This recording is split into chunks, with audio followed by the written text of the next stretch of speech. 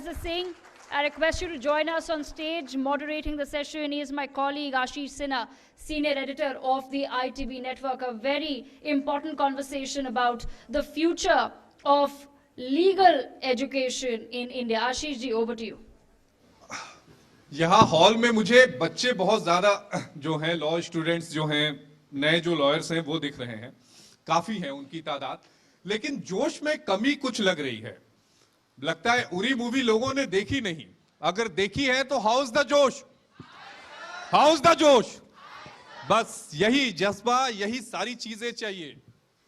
और please sir, आपका जुड़ने के लिए ITV नेटवर्क से बहुत शुक्रिया, मंच पर आने के लिए बेहद शुक्रिया, आपने अपना कीमती समय निकाला उसके लिए बेहद शुक्रिया। आपका बहुत बहुत शुक्रिया। You provided me time to have interaction with the advocate and the students. Sir, मुझे लॉ किए हुए 20 साल हो गए, आज फिर से मैं एक बार एक प्रोफेसर का लेक्चर सुनने के लिए बैठूंगा, उनसे कुछ सीखने के लिए बैठूंगा। 20 सालों में बहुत कुछ बदल गया सुप्रीम कोर्ट कवर करते करते, लेकिन एजुकेशन सिस्टम में भी कई सारे बदलाव हुए हैं, उन पर भी चर्चा करेंगे।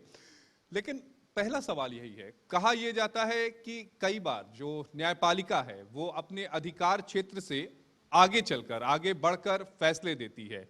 कई बार यह भी कहा जाता है कि नहीं जी, इन्होंने लक्ष्मण रेखा क्रॉस कर दी। आपके जहन में, आपके दिमाग में ऐसे कौन से फैसले हैं जिन्होंने वाकई हिंदुस्तान की जो सूरत थी वो बदल दी? अगर हम फैसलों का जिक्र करते हैं तो हमारे दिमाग में सबसे पहले जो फैसला आता है वो राम जन्मभूमि का होता है, जम्मू कश्मीर का होता है, लेकिन कई ऐसे फैसले हैं जो यहाँ नए यंगस्टर बच्चे बैठे हैं जो नहीं जानते कि जिन्होंने सूरत बदली है। जहां तक अपॉइंटमेंट ऑफ द जजेस of the high court and supreme court है, ये कहा जाता है कि judiciary has grabbed the power as far appointment of the जजेस इज कंसर्न। सुप्रीम कोर्ट के जज कैसे अपॉइंट होंगे, इसका प्रोविजन आर्टिकल 124 में दे रखा है।